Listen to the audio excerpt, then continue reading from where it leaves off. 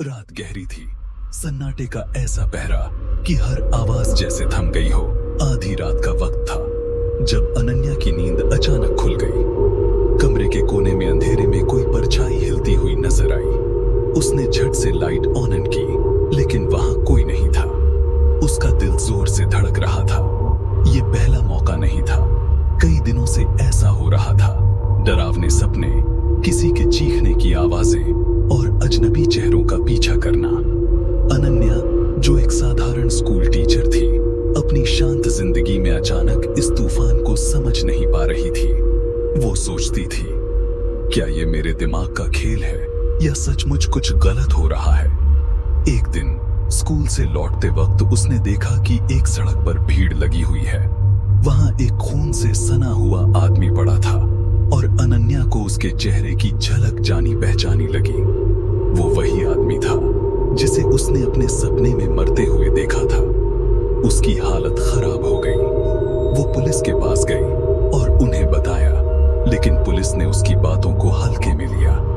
सपने देखने और असली जिंदगी में हत्या का क्या ताल्लुक, इंस्पेक्टर ने तंज कसते हुए कहा। लेकिन अनन्या जानती थी कि यह महज इत्तेफाक नहीं हो सकता। कुछ दिन बाद अनन्या को एक और सपना आया। इस बार उसने खुद को देखा, किसी अजनबी को मारते हुए। उसकी आंखों में गुस्सा था और उसके हाथ खून से लाल हो गए थे। जब वो जागी, उसका शरीर कांप रहा था। उसने अपने पति से कहा, मुझे लगता है कि मेरे अंदर कुछ है, कोई और। मैं जो कर रही हूं उस पर मेरा बस नहीं है। धीरे धीरे अनन्या को अपने बचपन की बातें याद आने लगी। उसने अपनी माँ से सवाल किए, लेकिन माँ हमेशा इस मुद्दे को टाल देती थी।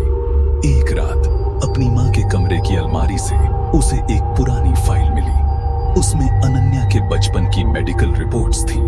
रिपोर्ट पढ़कर उसकी आंखें फटी की फटी रह गईं। बचपन में उसका एक जुड़वा भाई था, काल, लेकिन वो कोई साधारण भाई नहीं था। काल उसका परजीवी जुड़वा था जो अनन्या के शरीर से जुड़ा हुआ था।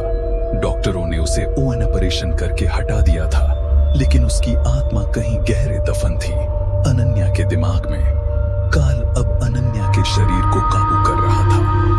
वो उसकी भावनाओं और यादों का इस्तेमाल करके अपने दुश्मनों से बदला ले रहा था। अनन्या ने महसूस किया कि जिन लोगों की हत्याएं हो रही थीं, वे सभी किसी न किसी तरह उसके परिवार के अतीत से जुड़े थे। उसने अपनी माँ को सच्चाई बताने पर मजबूर किया। माँ ने रोते हुए कहा, हमने तुम्हारी असली माँ के साथ अन्याय किया था। उसने तुम्हें जन्म दिया, लेकिन समाज के डर से हमने उसे मार डाला। काल उसी दर्द और नफरत का प्रतीक है। वो तुम्हारे अंदर का अंधेरा है। अनन्या अब जानती थी कि उसे क्या करना होगा। उसने अपने अंदर छिपे काल से सामना करने का फैसला किया। एक पुरानी पूजा और तंत्र विधि के जरिए उसने अपने अंदर की शक्ति को जगाया। काल, अब और नहीं, ये शरीर मेरा है और ये जिंदगी भी। तुम मेरे हिस्से हो, लेकिन मैं तुम्हें अपने ऊपर हावी नहीं होने दूंगी। काल ने जवाब दिया, तुम मुझे मिटा नहीं सकती, क्योंकि मैं तुम ही हूं। मैं तुम्हारी नफरत, तुम्हारा दर्द और तुम्हारी असली शक्ति हूं। आखिरी लड़ाई अनन्या और काल के बीच उसकी मानसिक दुनिया में हुई। अनन्या ने अपनी भावनाओं को स्वीकार किया, अपने अतीत को माफ किया और काल को हमेशा के लिए दबा दिया। सुबह के सूरज की पहली किरण के साथ अनन्या ने राहत की सांस ली। अब वो आजाद थी, अपने डर और अपने अतीत से। लेकिन क्या काल हमेशा के लिए चला गया था या वो बस कहीं छिपा हुआ था?